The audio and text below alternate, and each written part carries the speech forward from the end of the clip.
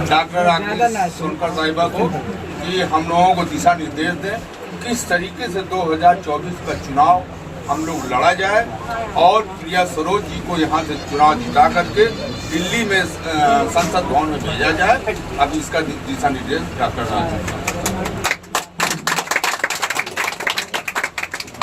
बहुत बहुत धन्यवाद जी, डॉक्टर हसन, यहाँ पे उपस्थित सभी हमारे कस्बे के सीनियर नेतागण, हमारे समाजवादी पार्टी के युवा, हमारे भाई बहनें भी घर में होंगी, उनके पास तक भी आवाज जाएगी। मेरी आवाज सभी को सुनाई दे रही है? सही बताया हम कि ये जो चुनाव है ये संविधान बचाने का चुनाव है। जिस तरीके की बातें अभी कस्बे में चल रही थी, क्योंकि मैं मानती हूँ कि मेरा परिवार यहीं से शुरू होता है। मैंने अपना चुनाव, जब मैं टिकट मिला था तो मैंने अपना प्रचार प्रसार यहीं से शुरू किया था। मेरी राजनीतिक जो जन्मभूमि है, अगर मछली शहर है तो उसका जो हृदय है वो कस्बा है और ये मेरा परिवार है। तो मैं, बहुत सारी चीजें हैं, बहुत सारा कंफ्यूजन भी है, तो मैं उसी पे बात करूंगी और उसके बाद किस तरीके से हमें चुनाव में काम करना है, किस तरीके से राष्ट्रीय अध्यक्ष जी के कंधों को मजबूत करना है, प्रत्याशी को विजयी बना करके भेजना है, उसके बारे में बात करेंगे। देखिए, जब हम संविधान की बात करते हैं तो उसका जो सबसे बड़ा ढांचा है वो है लोकतंत्र, और लोकतंत्र में हर किसी को अधिकार होता है कि वो राजनीति में आ सकता है, चुनाव लड़ सकता है, टिकट की दावेदारी कर सकता है। जैसा कि मुन्ना भाई ने कहा, कई बार कस्बे के हमारे हितैषी परिवार के लोगों ने ये कहा कि नहीं, आप सदन में हम लोगों के बारे में बातें करती हैं। बहुत कम की इतनी हिम्मत होती है कि आज हम 100 हैं और वो 300 से ऊपर हैं, उसके बावजूद भी उनके सीएम, डिप्टी सीएम और उनके पूरी पार्टी के सामने आप खड़ी होकर के आज माइनॉरिटी की बात करती हैं, महिलाओं की बात करती हैं, दलितों की बात करती हैं, बेरोजगारी की बात करती है, हमारे युवा भाइयों की, हमारे साथियों की बात करती है। इसके लिए बहुत हिम्मत चाहिए।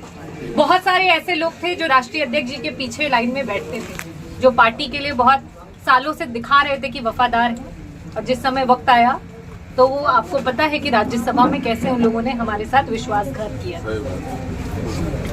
तो लोकतंत्र के नाते मुझे भी अधिकार था और मैंने राष्ट्रीय अध्यक्ष जी से, आदरणीय डिम्पल भाभी से ये कहा था कि देखिए, जिस तरीके से हम पीडीए की बात कर रहे हैं, दलितों की बात कर रहे हैं, तो दलितों में जिस तरीके से एक पासी समाज है, वैसे ही एक खटिक समाज भी है। आज अगर हम अदर बैकवर्ड को जोड़ना चाहते हैं, दलितों को जोड़ना चाहते हैं, तो उसमें हमें जिसकी जितनी हिस्सेदारी, उसकी उतनी भागीदारी की बात करनी पड़ेगी, को आप अवश्य दे दीजिएगा।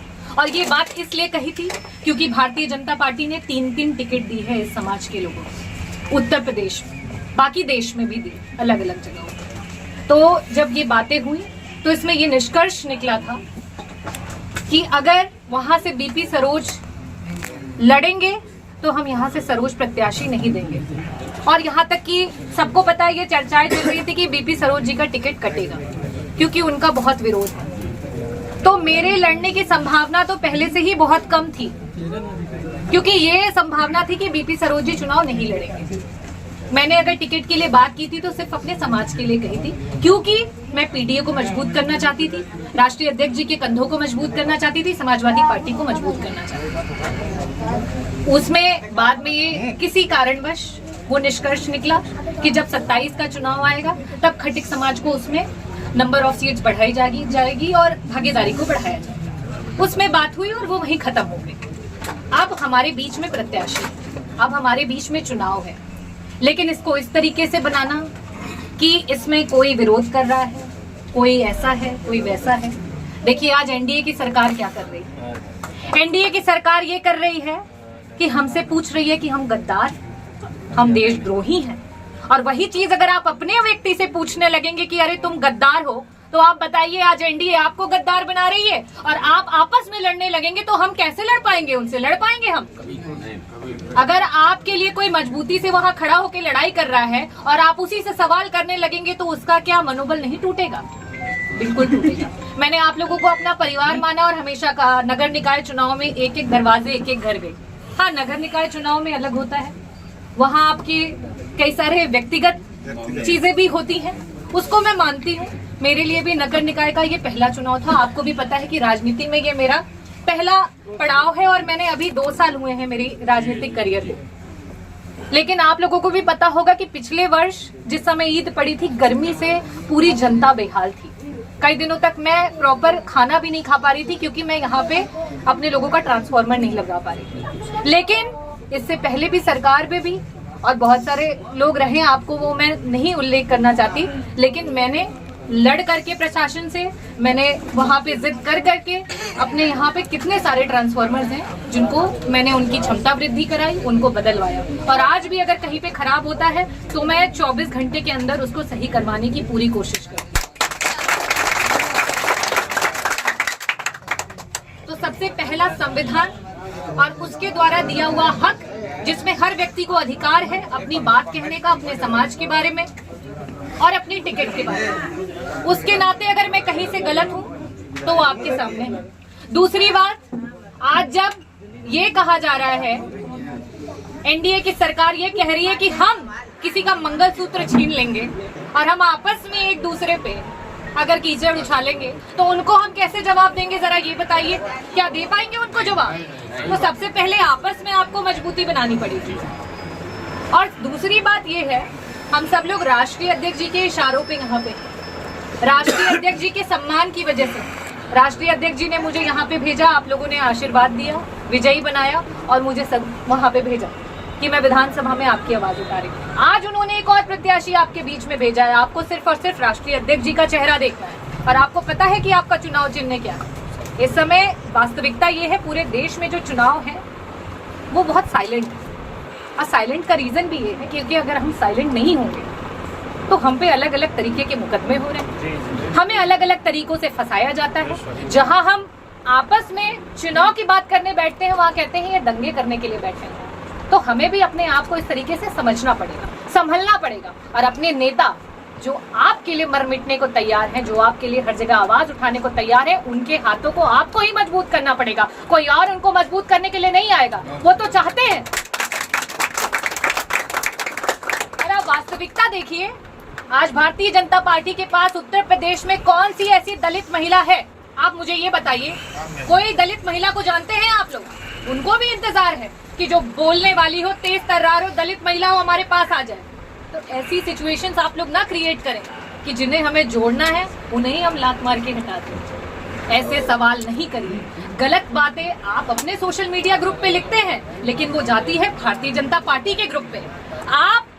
हम तो वोट जहां करना है वहीं करेंगे, लेकिन जिस अदर बैकवर्ड को जोड़ना है, ये मैसेज जब चलता है कस्बे पे और जाता है अदर बैकवर्ड के पास, जो अदर खटिक कम्युनिटी जुड़नी है वो माइनस हो जाती है, जो अदर पाल बस्ती जुड़नी है वो माइनस हो जाती है, जो अदर बिंद बस्ती जुड़नी है वो माइनस हो जाती है, जो अदर प्रजापति जुड़नी है वो माइनस हो जाती है, जो आदिवासी है, वनवासी है, जो हमारी दलित समाज की महिलाएं हैं, सब माइनस हो जाती है। कि ये महिला है बोल रही है, उसके बाद भी ऐसे सोशल मीडिया पे चल रहे हैं।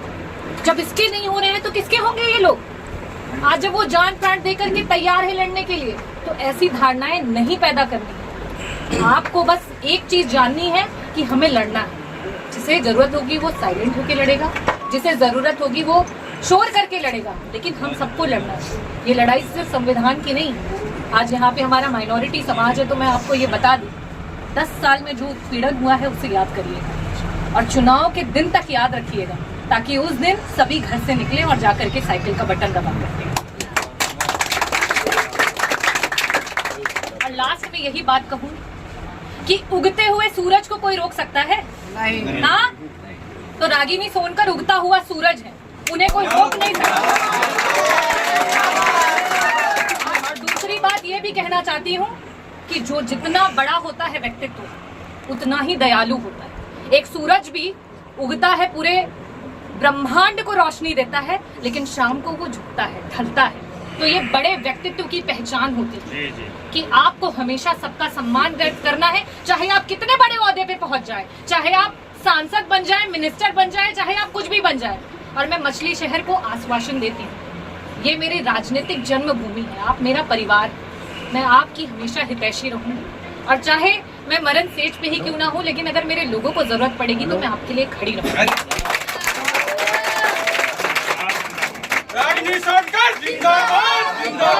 रागिनी सोनकर और ये सिचुएशन सिर्फ एनडीए क्रिएट कर सकती है कि एक हिंदू का हाथ काट के और एक मुस्लिम का हाथ काट के देख लो कि दोनों का खून लाल है कि नहीं। और ये सिर्फ भारतीय जनता पार्टी कर सकती है कि एक दलित का हाथ काट के देख लो और एक बैकवर्ड का हाथ काट के देख लो कि खून का रंग लाल है कि नहीं। तो ऐसी स्थितियां हमें नहीं पैदा करनी है। जो वो कर रहे हैं वही हम करेंगे, तो उनमें हमें अंतर क्या रह जाएगा। हमें है आपस में एक दूसरे को जोड़ करके आपस में एक साथ रहना, एकजुटता के साथ रहना, किसी पे लांछन नहीं लगाना। और जो राष्ट्रीय नेतृत्व का फैसला है उस पर हमें आगे बढ़ना है। और देखिए, ऐसा नहीं है कि उगते हुए सूरज को मौके नहीं मिलते हैं। मैं आप लोगों को आश्वस्त करती हूँ, आगे एक मौका आएगा और ऐसी सिचुएशन आएगी कि आप लोग देखेंगे कि पार्लियामेंट में भी हमारे माइनॉरिटी समाज की आवाज जो है डॉक्टर रागिनी सोनकर बुलंदी से उठेगी।